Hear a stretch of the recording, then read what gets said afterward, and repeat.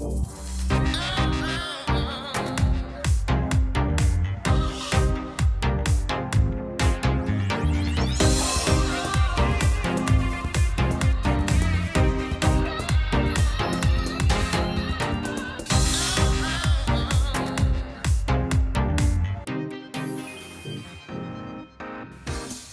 everyone, I'm Chrissy B and you are watching the UK's only TV show dedicated to mental health and well-being, The Chrissy B Show. Now, we all face rejection at some point in our lives, be it from a partner, a friend, or being rejected after a job interview. It's never pleasant and can often lead to feelings of low self-worth and confidence. But imagine being rejected by your own parents. Imagine if they never showed you any love but instead were very abusive and neglectful. Can you ever go on to have a happy life after such an upbringing? Today, my real-life story, Ashkhen Gulbekian, will be telling you about the terrible things she went through at home, which led to 2 suicide attempts when she was very young. And the shocking thing is, one suicide attempt was witnessed by her own father, who offered to help her kill herself. Ashkhen's story is truly incredible. Also on the show today, we have our resident psychologist, Dr Audrey Tang, in this week's Psychology Matters, talking about dealing with rejection. And if we don't take care of ourselves through what we eat, our body and mind will start to be affected. So we need to start working with our body and mind and not against them. So nutritionist Hannah Richards will be showing us a healthy recipe and will also be answering your questions. And there's more. News correspondent Helena Shard has picked out some positive news pieces to share with us in this week's A Helping of Happy, and Dr Rob Hicks is back to answer all of your medical questions. So let's get started today with our real-life story guest, Ashkhen Gulbekian.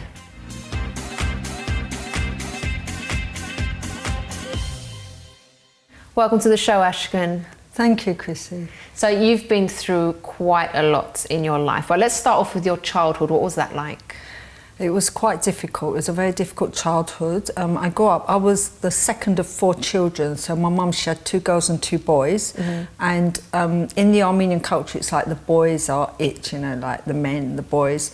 So already it was difficult, but for some unknown reason, my father didn't really like me and my mum was influenced by that. Mm-hmm. So I had a very difficult time. You know, they used to treat me very differently from the other 3, you know, way? Even from my sister. They were just, I don't know, like, I always felt that life was very unfair. They didn't treat me the same. They were always angry with me. My dad would smack me a lot. He would shout at me. No matter how hard I tried, no matter what I did, it was never good enough for them. Do you see what I mean? And I used to try really, really hard to be good. My mum would say things she should never say, like, I'd rather have 3 more of them than 1 more of you. My dad used to call me names like, you know, you're just worth to be thrown out in the street. Wow.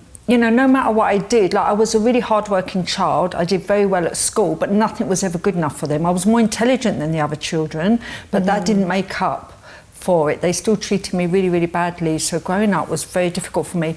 And I started to be rebellious at school. When I was a little girl, about 4 or 5, I would go to school, and because I was so frustrated, I would go to, like, we used to have little lockers where the children put their things. Yeah. I was only a child. I would go and I would start mixing up the plimsolls, mixing up everyone's belongings. I would move everything around because I was so frustrated at home that I would take it out at school. But the teachers didn't realise it was me because they didn't see me as that bad child because I was so quiet. But everything was inside. Everything was locked up inside. There was a time when you actually got taken out into the woods, wasn't there? Can you tell us about that? We were driving through the countryside, and I think it was woodland, you know, when you get a lot of like pine trees or whatever. We were driving, and my dad got angry with me and he told me get out the car. I was about 5 or 6, so I just opened the door because I was quite stubborn anyway. I was stubborn like him.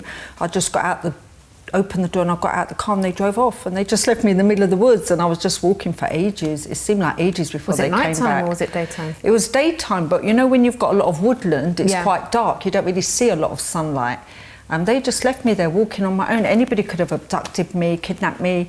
They just didn't seem to care about me. That's how I felt. I felt as if I had nobody that was keeping me safe and secure as a child, because parents are meant to give you that security. Yeah. And if you don't have that, then something's lacking, because, you know, like, it just makes a child very unstable. I became very unstable. I used to cry all the time. I was like a depressed child. I was quite a depressed child. Now, fast forward now to your first suicide attempt. Can you tell us what happened? Okay, so I was about 14 and I decided that I just had enough. I couldn't take any more.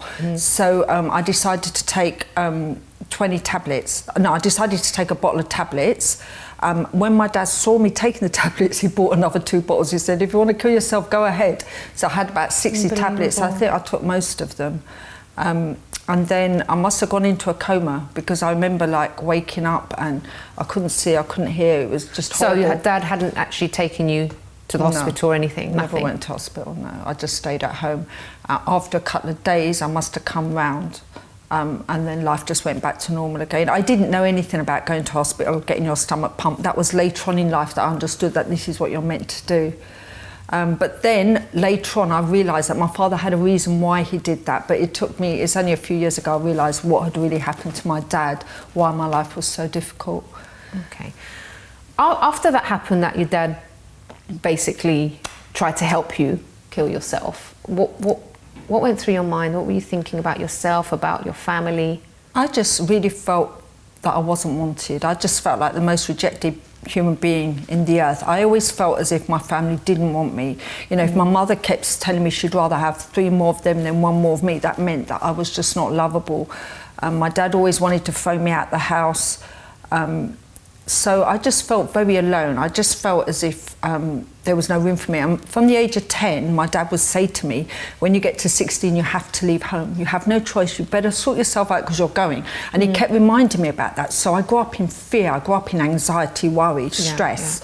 A child of that age shouldn't be worrying about these things, but I had to worry about these things because I didn't know what I was going to do. I couldn't turn to my brothers and sisters because we were all children. They couldn't help me. I couldn't turn to my mum and my dad because they were the ones that wanted me out. So it was a very miserable existence. You tried suicide a second time, didn't you? I tried again when I was 15. I remember I went with my friend to the park and I think I took 30 Panadol at the time. I took a bottle of tablets and we went to the park and we had a bottle of wine. She didn't know I'd taken the tablets, but we drank the wine. And then I went home and I just started vomiting and everything, and my mum said, what's wrong? And I just said, oh, I took a Panadol, I had a headache. So at that time she called the doctor because she didn't know what I'd done. And the doctor said, look, if the Panadol doesn't agree with you, don't take it anymore, try a different one. But nobody actually knew what I'd done. Yeah. Now, there was a point where, was it when you turned 16, you had to leave home because your dad said that was the time? You went into a hostel. I had to go into a hostel, so I got a social worker because I was at college at the time, because I was doing my A-levels. I got a social worker and they tried to get me a place in the women's hostel, but because it was full up, I had to go and live in the men's hostel. So I got a room in the men's hostel and then my life just carried on a downward slope. It didn't get any better at all. Why was that? Well, because obviously you're living in a men's hostel, the men take advantage, you're alone, you've got no one there. I ended up pregnant, I was thrown out the hostel. Then I had to go and live with my child's father. He was very abusive, he was very, he used to hit me a lot. So another type of rejection, right? Yeah, Even in when I was relationship. 7 months pregnant, he beat me up so badly. I went to see a social worker, I was covered in bruises. They put me in a battered wives' home. My mum told me I need to tell him where I am so that, because I need to go back to him. I can't be away from him because she didn't want the problem. She wanted to get rid of the problem. So he came and he took me out the battered wives' home. And as far as he was concerned, he could do what he wanted because my mum told him to come and get me. Do you see what I mean? So there was no security. There was no one taking care of me. It was like it's just like, I don't know, it was a very difficult life. I remember when I was, when my second child was born, we were in the high street, one of the main high streets in London, and he beat me and I fell on the ground.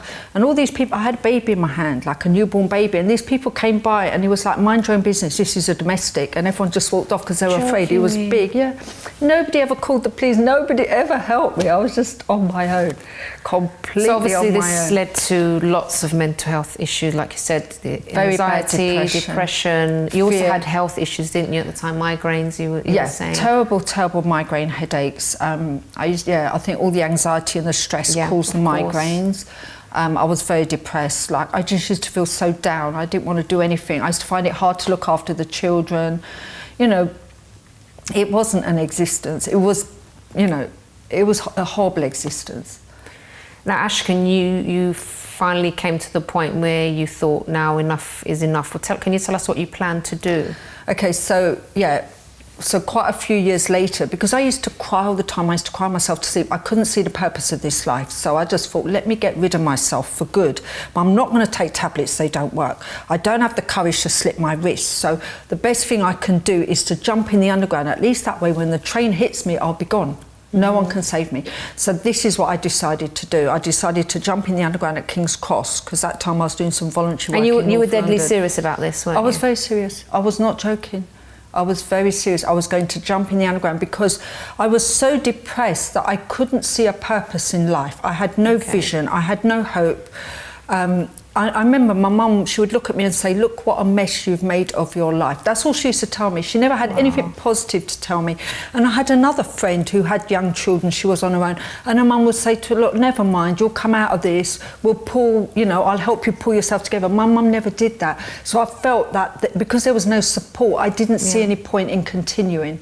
I just didn't see any reason. No one had helped you, right? Authorities hadn't helped you, your own parents hadn't, well, they caused most of the issues. There was no one. Like the social workers had helped me, but because my mum had taken me out of the battered wives and sent me back to the, you know, my child's father, so they couldn't. Their hands were really tied. Do you see what I mean? Whatever they did, my parents would undo it. So, yeah. So I just felt very alone, and you know, even the social workers would tell me, you know, you need to pull yourself together. You know, they basically made me feel like I was the problem. So I had no hope left. I couldn't see that my life would ever get any better. And because I was so depressed, I just thought, if I fall asleep for good, I don't need to be depressed anymore. I had so much heartache, you know, that pain in your heart that comes every morning, every night, and you don't know how to deal with it. Constant, that pain of rejection as well, because I was seeing another guy and he had so many other girlfriends, so I was feeling rejected there, and you know, I ended up with another baby, and you know, everything was just upside down, and I just didn't want to carry on living. Okay. Well, guys, actually, Ashkhen was deadly serious about jumping on the tracks at King's Cross, and she's going to be telling us after the break why she didn't go through with it.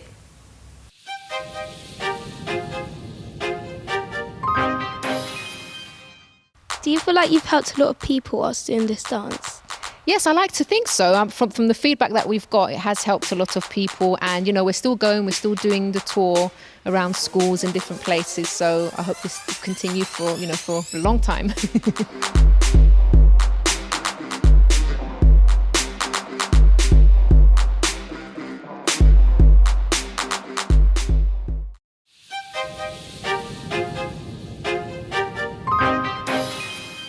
Welcome back to today's Chrissy B Show, everyone, where we are discussing rejection, and we've been hearing the very deep and powerful story of Ashkhen, who went through so much rejection as a child, as a teenager, as a young adult, and had enough basically, and decided to jump on the tracks at King's Cross to end her life. But something happened. What happened, Ashkhen? So just before I was going to literally go to King's Cross, I received a newspaper through my door, through my letterbox, and it was from a local charity. And you know, there was a lot of real life stories in there, people that had, you know, depression like me, other mental health issues, and they'd got through it, and they'd actually started to have a better life. And I was thinking, I wonder if it could work for me. But it's like I more or less exhausted every single avenue, and I was quite skeptical, but it gave me hope. And because it gave me hope, I wanted to try it out. So I thought, let me go and speak to the people in the charity, and if they can't help me, I can always kill myself on the way home. Do you see what I mean? So you were going to go there? Yeah. If nothing helped you, if you didn't feel any better, then you, on the way home, you would jump on the tracks? Yeah, I could still carry out my plan. Wow. So yeah, so I went to the charity and I spoke to one of the consultants there, and you know, I started to get hope. You know, I started to see that I could have a better life, that my life didn't need to remain the way it was. How did you see that? What was because it that you I didn't have a vision. I didn't know what I was doing with my life. I had no plans in my life. Do you see what I mean? Like, it was like I was living from one day to the next. Because I've been put down so much as a child, I'd never but you know, most people have a plan for the future. I'm going to do this, I'm going to do that. You know, I'm going to have my business, I'm going to travel, I'm going to this and that. You know, even though I'd done certain things, I didn't really have a vision or a plan for my life. But is that what you got? You got like hope there when you went? I got hope because I thought, you know what, I can be something, I can be someone, because I hadn't worked for more than 20 odd years. Do you see what I mean? And then afterwards I got my CV together, I started applying for work, I got a really good job. It was like my life took a different turn. Well, what was it about the place that helped you? Because, you know, like they had seminars that were passing hope. Okay. There was like, you could have a one-to-one session where people would speak to you about your situation and make you understand that you can change it. You don't need to be stuck in the rut that you grew up in. So instead of being told this is your fault, everything that you're going through is down to you, you were actually encouraged, probably for the first time. Yeah, like no one said to me, life. look what a mess you've made of your life. Nobody will want you with 3 children, because up till then that's what I'd heard. Nobody will ever want you with 3 children. Look what a mess you've made of your life. You know, I felt as if I would never be able to turn things around. But when I came to a charity, they were very positive, very, very positive. You know, they spoke to us about, you know, different areas of our life, financial, health, you know, different areas, love life, everything. And I began to receive hope, which I'd never had. And that hope, that hope, that glimmer of hope made me think, let me try, you know, let me try this out and see what's going to happen. So on the way home, you went straight past King's Cross, I take it? I forgot about King's Cross. I completely forgot. I just went straight home. I actually felt happier than what I'd felt throughout my life. I really felt like it was just that hope that someone had given me. Yeah. Because up till then, my hope had always been slashed. It was like nobody had ever wanted to help me, and here there were people willing to listen to me. They didn't shut me up. They didn't tell me your problem is your fault or you're too selfish or whatever. They sat there, they listened to me, they were positive, they gave me that hope that I'd needed all my life. And this help actually was ongoing for a while until you were able to get back on your own 2 feet and start, you know, as long as I needed it. Wonderful. How is Ashkhen today? What's been happening? I'm completely different now. I've got a really good job today. I'm a qualified accountant today. I've got a really good job. My children have grown up. They're doing really well. I don't really have health issues. You know, I don't have any depression. The depression has gone. That oppression, fear has all gone. Yeah. Because that was destroying my life. I couldn't see clearly. But with that gone, now I can see ahead. I can see a future. I couldn't see one before. Amazing. What about the migraines and the things? I don't have any. All of that has disappeared. All of that has gone with the fear, the oppression. All that has gone wrapped up together. So Ashkhen, someone going through maybe something similar to what you used to go through, what advice would you give to them? I would say to them, look for help. You know, don't give up. Don't think that your future is, you know, is spread out for you, because your future can change. Look for a charity where, you know, someone can help you. You've got someone you can speak to.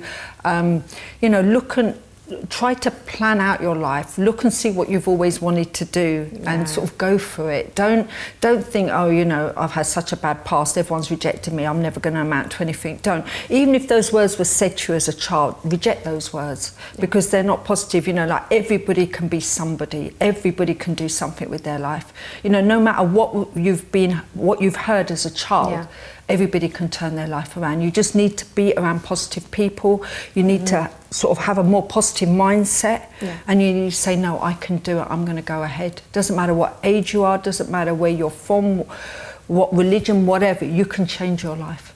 Brilliant. Ashkhen, thank you so much for sharing your story. It's been amazing having you on, and I'm sure that's inspired our viewers today. Thank you so much. Thank you, Chrissy. I've enjoyed being here. Lovely. Phew, everyone. So after that powerful story, we also have on Dr Audrey Tang, who's going to be discussing rejection in a bit more detail.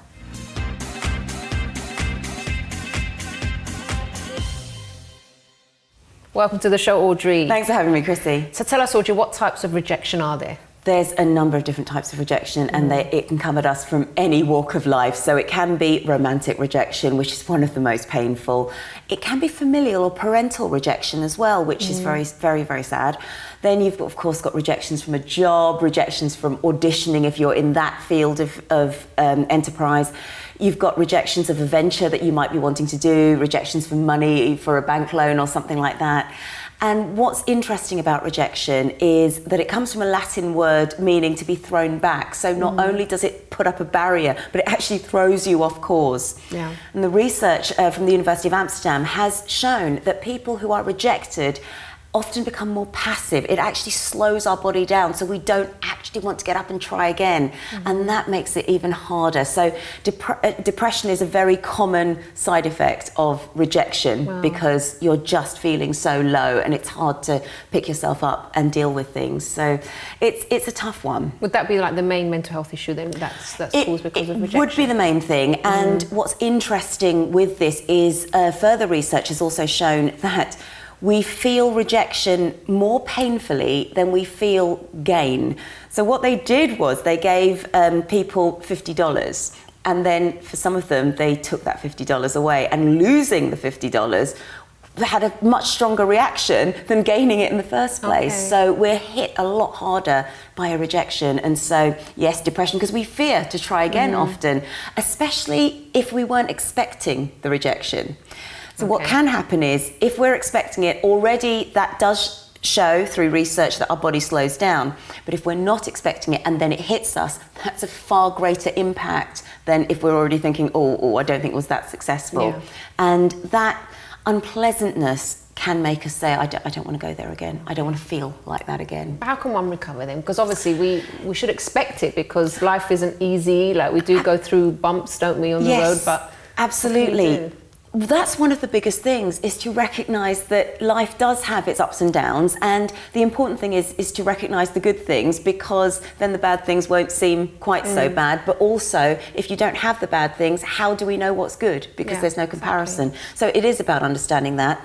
There's a lovely technique from dialectic behaviour therapy, DBT, and this is called the ABC Please technique. And the ABC stands for doing things in advance of, it builds up our resilience in advance of rejection. So the A stands for accumulating positive experiences, recognising when something is positive for us, maybe keeping a gratitude journal. It may also be things like having a list of positive things that you can do. Some are low energy expenditures, such as putting on your favourite piece of music. Some may be high energy, such as going out for a run, which we know can release those endorphins and make us feel better. The B is to build mastery.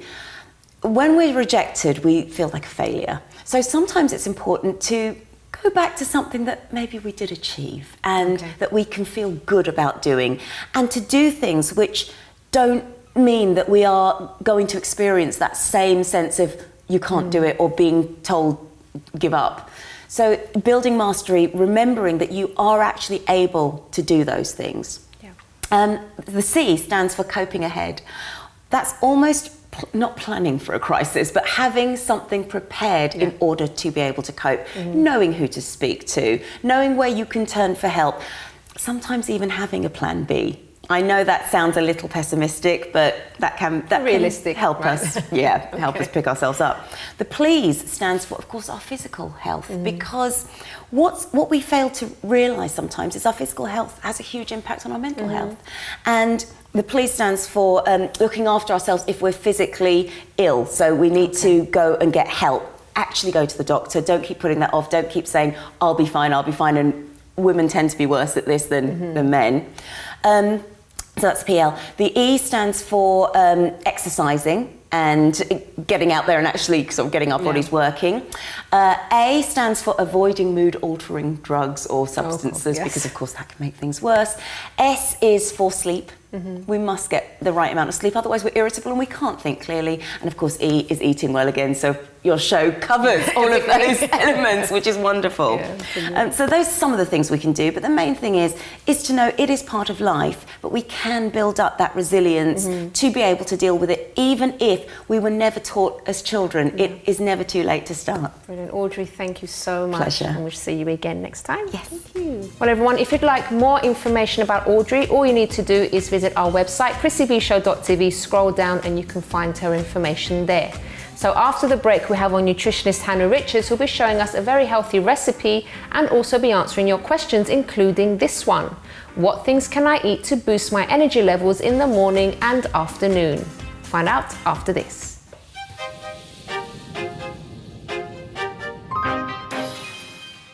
Hi, I'm Chrissy B, host of the UK's only TV programme dedicated to mental health and well-being, The Chrissy B Show, which airs on MyTV Sky 191 every Monday, Wednesday and Friday.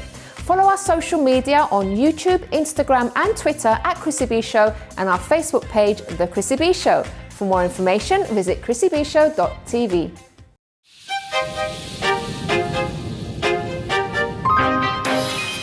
Welcome back to today's Chrissy B Show, everybody. And now I'm delighted to welcome back on Hannah Richards. Welcome to the show, Hannah. Thank you, Chrissy. How are you? I'm very well. How are you? Very well.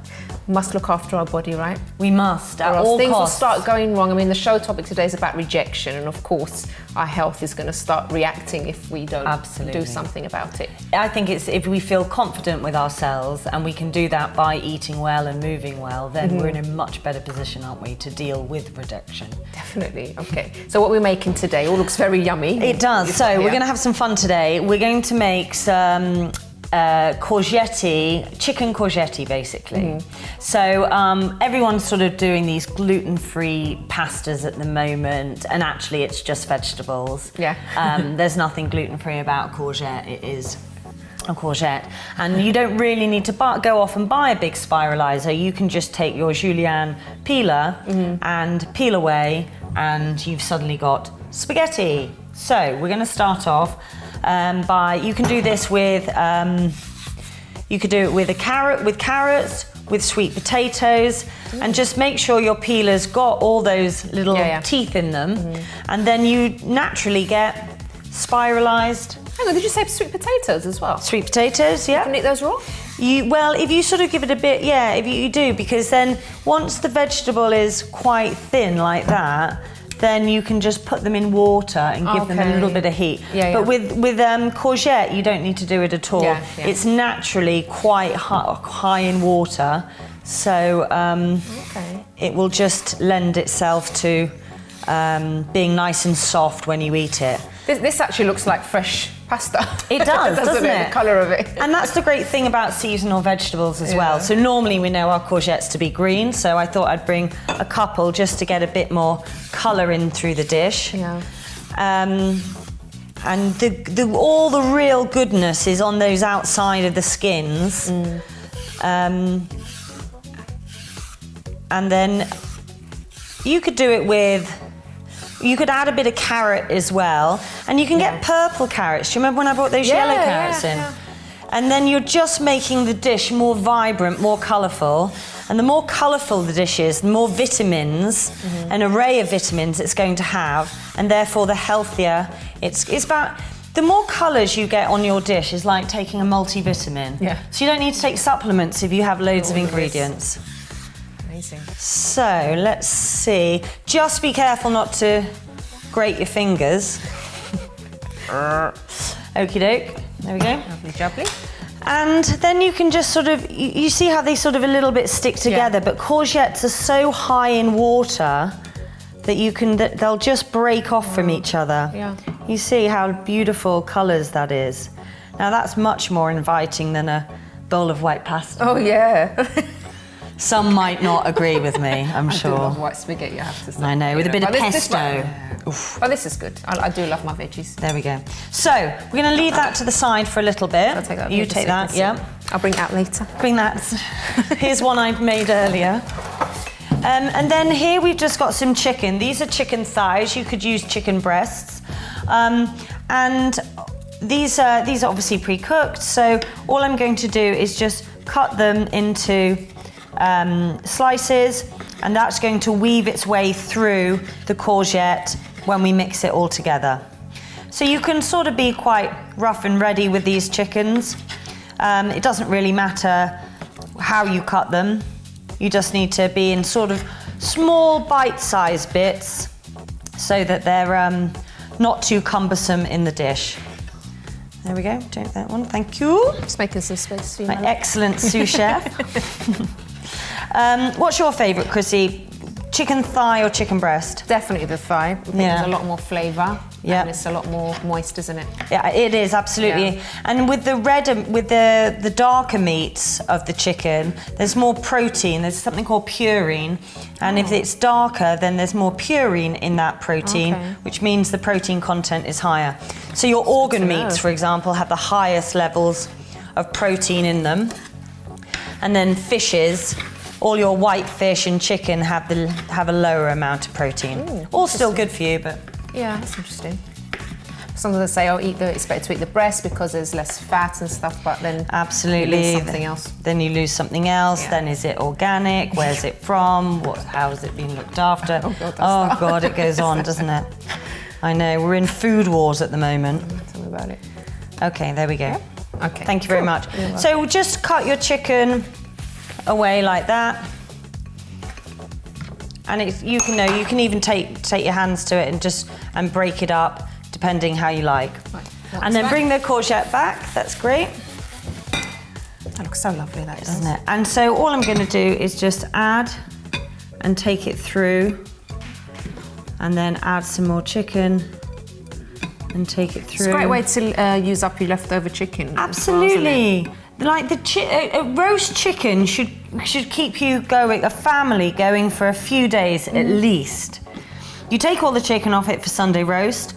Then you make the rest of the chicken into sandwiches for the kids the next day. Exactly. And then you boil the bones and make chicken stock or chicken broth. Bone broth, yeah. Bone broth. And you've got your most out of a £6 chicken. Exactly. Brilliant. There we go. Okay. So then all I'm going to do is I'm actually going to add some nut butter. So it sort of gives it a little bit of sweetness to it. And actually what you can do, even if you're not doing this dish, just, when you go to a restaurant, you get chicken skewers with maybe some nut butter. This is basically that's all it is. Satay chicken. Satay chicken. But it gives this a nice sweetness, and you don't want to put too much in it. I'm just going to use that fork actually, because otherwise you just feel like you're eating nut butter. Okay. And it can be a bit overwhelming. Yeah, but literally just a teaspoon, and just move it around. So I'm going to leave you to do that. All right, my love. If that's okay. And I'm going to move on to making a little dressing. Okay. So, all I'm going to use here is some coriander, which is a really nice herb. Make sure it's got a really good smell to it, nice and fresh, and just give it a rough chop like that. Just cut it through.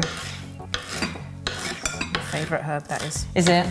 It's a really good agency. Once you start cutting wet herbs, the flavour and the smell comes through immediately. Can you smell that? Ooh. And then I'm going to take a lime, and I'm just going to use the juice of a lime for this dish here. So I'm just going to squeeze the lime in there. It is much better for this dish definitely to use a lime. I wouldn't use a lemon. Sometimes lemons can be a bit sort of tart. Yeah. So do use a lime because it goes really well with coriander. There's a big dollop of nut butter here that I can't seem to separate, but I'm Come trying on, my best. Chrissy. I'm trying my best. Come on. Okay, almost there. You can do it. Almost there. Brilliant. Okay, and then I'm just going to use some olive oil, good quality olive oil. Make sure it's in a glass bottle. I'm just going to add some in there. There we go. I'm going to use a pinch of sea salt. Make sure it's sea salt and not table salt. Yes. Pinch of black pepper, any type will do. And then I'm going to use a little tiny bit. Have we got another spoon there? That'll do. Of honey. And this is a really, really great honey that a friend of mine made. And it's seasonal, and so it's got flavours of coriander in it already. Brilliant. Now, a good way to taste it is just put your finger in it like that. And if you immediately go, then you need to add something else. But that's tasting fine. The last thing I'm just going to add is a tiny splash of balsamic. You could use cider apple or any vinegar, but it just separates the oil and gives it a bit of sharpness to it as well. Lovely. Okie dokie. So, we're ready to go. Going to put our bowls here. And then we're going to put the dressing all the way over the top. Lovely, gently. Give it another little... You'd probably do this with your hands, wouldn't you? Yeah, we probably. can't do it right now. Give it a bit of a toss around. Yep. Lovely. And then you can put a bit in each bowl. Yum. Lovely. And the other one? Perfect. Let's put a bit of chicken Bit on more top. there. And then all you do is put a bit of coriander on top. There we go, 1, 2. And in the cups on the side there, Chrissy, this is some hibiscus. It's a really nice, it's actually a Korean flower. Okay. It's really good to reduce blood pressure, good for the immune system. All herbal teas are great for everything. Yeah. So a little bit of hot water in those. And we're having tea as well with this. I knew you missed me bringing tea in. Oh, amazing. There you go. You haven't finished it. You still got to ask some questions. I'm going to have to give That's a couple of fine. extra minutes. Right, So 2 there's minutes just to answer. Courgette and, That's lovely, guys. and Look. chicken with a Wish I had hibiscus time- tea. I wish I had time to eat this now.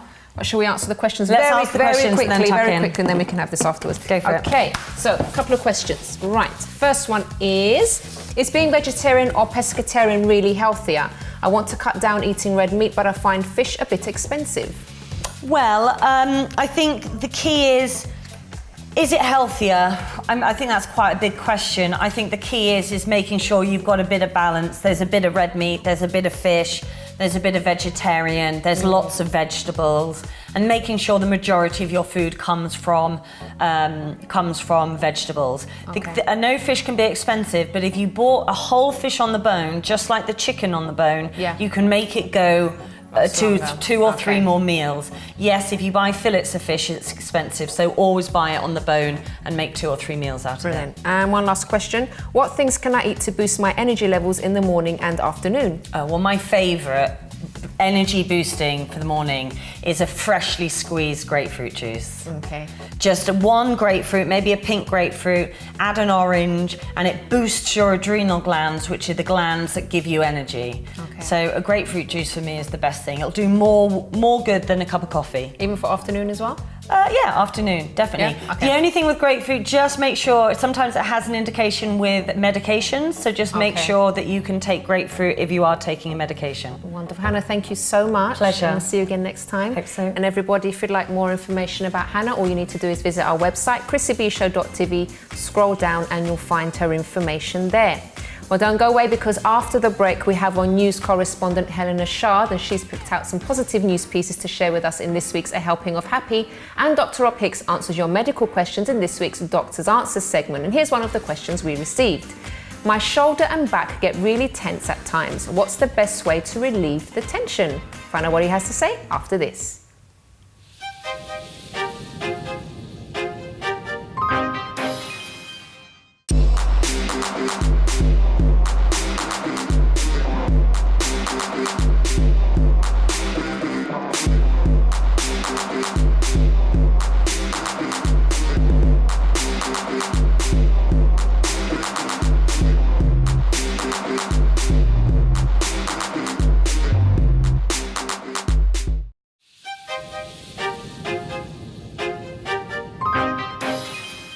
Welcome back to the Chrissy B Show, everybody, and now it's time for A Helping of Happy with Helena Shard. Hello, Helena. Hi, Chrissy. Positive news all about rejection. Let's see what you've come up with. Okay, so to begin with, there's a mum in Canada who has taken her son's school to court. Oh. Which is ridiculous. Anyway, because he was rejected from the soccer group team. In fact, there were 2 teams, and you know, madness. I mean, why? You know, it's just absolutely mad. Anyway, so the whole thing is, she was saying, well, if it was a girls' soccer team, that, you know, they would have just let anyone in. But the whole thing is that he wasn't good enough at that point. Exactly. What Wasn't kind of good message enough. are you giving to your child if you just absolutely. like react that way? It's sort of helicopter parenting, isn't it, and pushing the child. But really, how good was that for the child? Because basically everyone knew that he wasn't quite good enough at that point to be in the team, because it was made into a huge thing. And obviously, you know, you've got to teach your children to accept criticism, and it challenges them. Exactly. Anyway, so that was a recent story. And also, it was just fun as well. Gordon Ramsay has spoken about this before, but he admitted it was due to injuries while he was pursuing his soccer career as such, that he became a fantastic chef, and now look who he is today. Well, exactly. So that's quite opportune. Ellen DeGeneres as well was knocked back and basically said it's failure that gives you the proper perspective on success, which is something.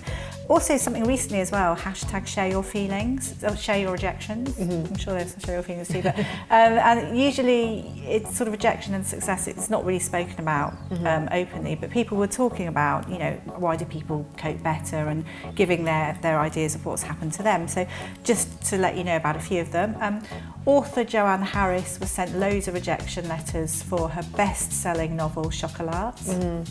So she carried on and obviously has done really well. Another one is by young adult Shannon Hale, so she's an author too, and she received a letter every week for 2 years. For her award-winning first novel, The Goose Girl. And she actually does talks now in schools, and she laminated all her rejection letters and put them the whole way sort of through the hall, just to show how many she received. I mean, she had really good support network and family around her, and she wouldn't have changed anything because actually it made her completely motivated, and she proved everyone wrong, which was also a great feeling. So it just goes to show. Another one which was a bit more of a personal one, Patrick Gilmore, who's a brand strategist. He'd had a rejection letter to do with his work, and then he asked out someone that he really, really liked, and she said, well, she didn't really like him that much, but said, look, okay, I'll go out with his friends. And he decided, I'm not going to be, you know, take another rejection. But anyway, they went out, and now he's married with children. Oh, there you go. There you go. So he just decided he was quite stubborn, and he went for it. And although you can't be a pest, if the person actually says they don't like you, don't keep going on and on. But you know, persuade them somehow. Thank you so much, Helena. Thank you, Chrissy. We'll have more positive news for next week. Yes, Thank absolutely. you. Well, now everyone, it's time to head over to Dr. Rob Hicks in this week's Doctor's Answers.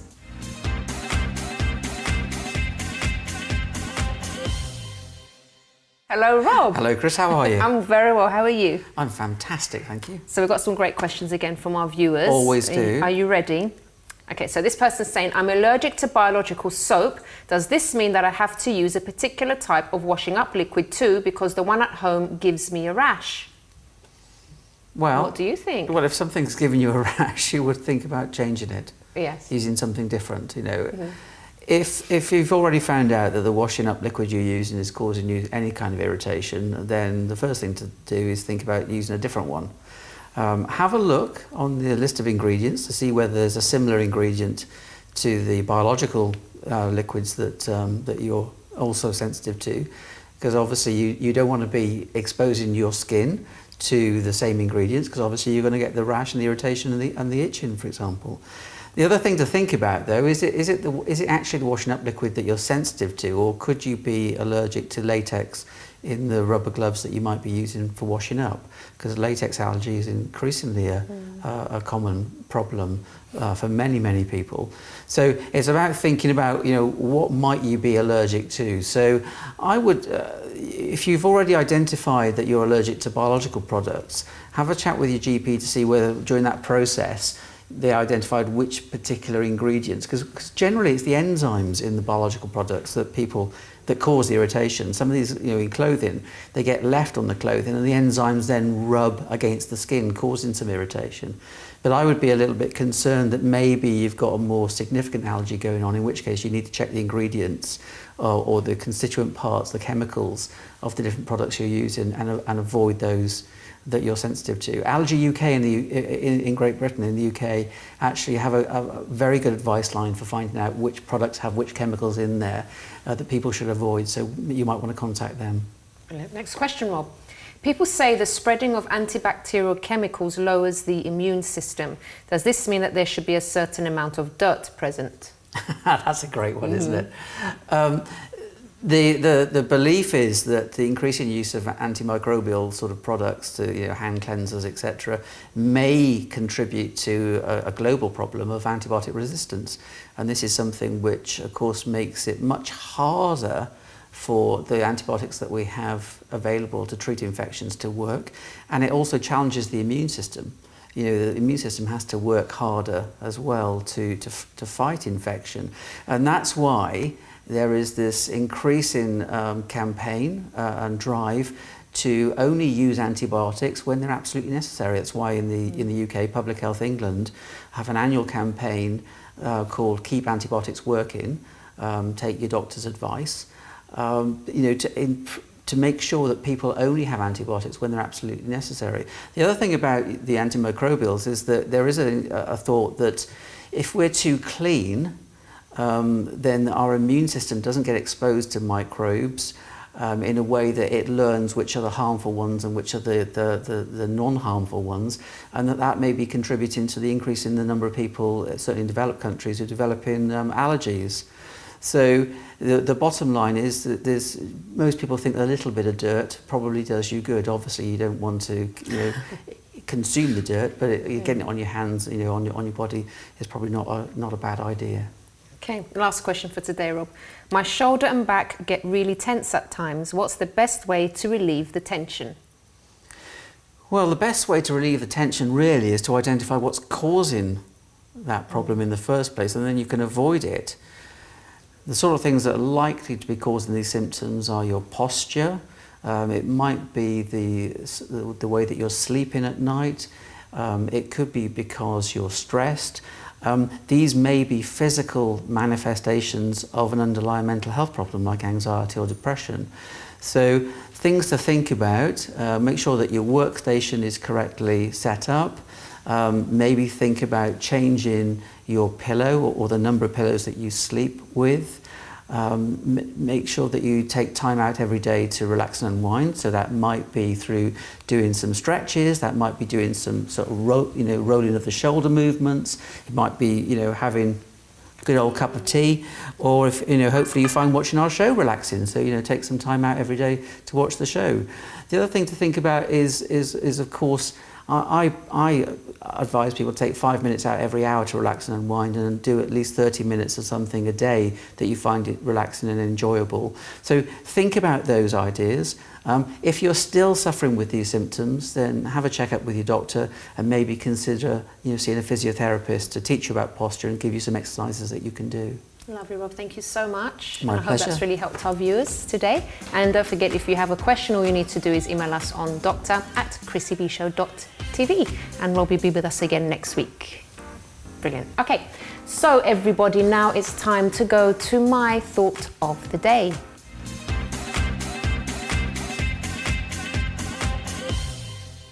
Well, once again, I'd like to thank all my guests today, our resident experts that come on the show regularly and some of them weekly, and also to our real life story guest, Ashkhen, as well, who shared such a powerful and difficult story, I would say. And, sometimes you might think someone that's been through so much like that, there is no hope for recovery. And we love to prove on this program that whatever you've been through, you can recover and you can go on to live a happy life. Even though with such, rejection that she faced, she still managed to turn her life around. So it's also possible for you guys out there.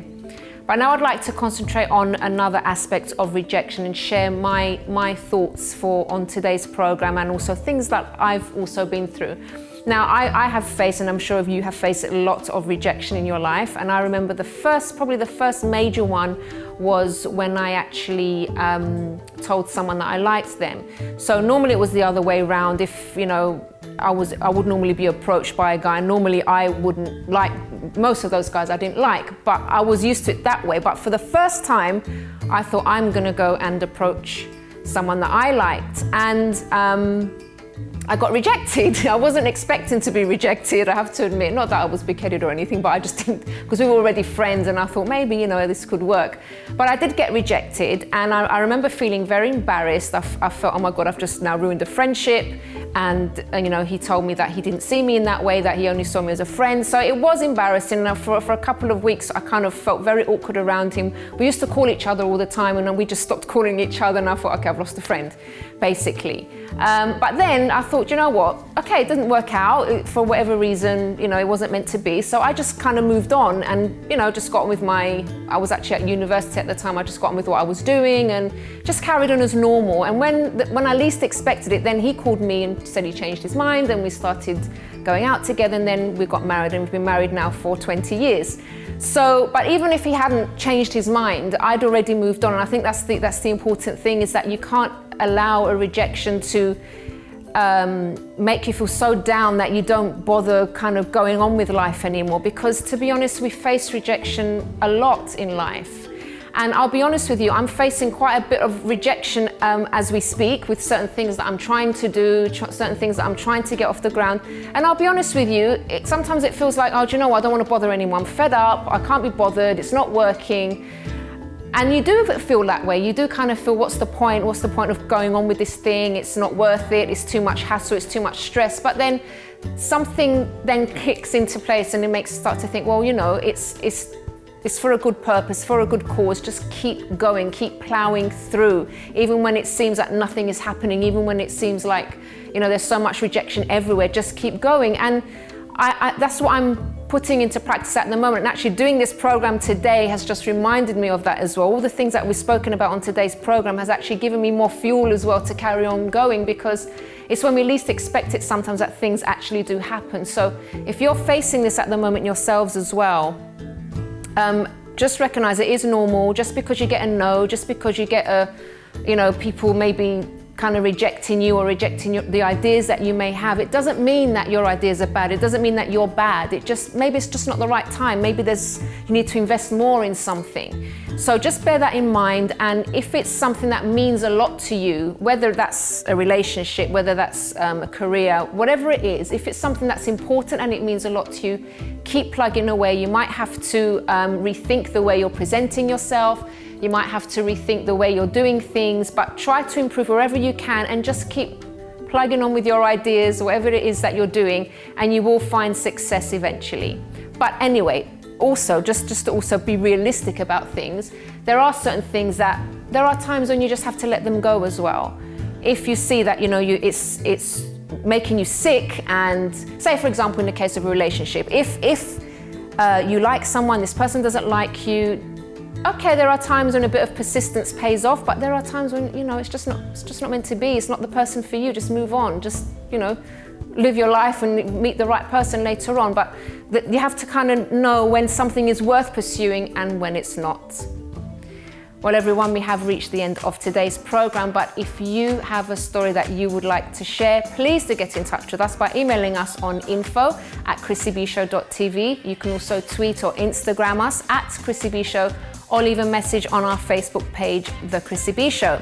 And if you'd like to know more about me and my mental health journey, all you need to do is visit my personal website, which is mylifeafterdepression.com. Until next time, bye for now.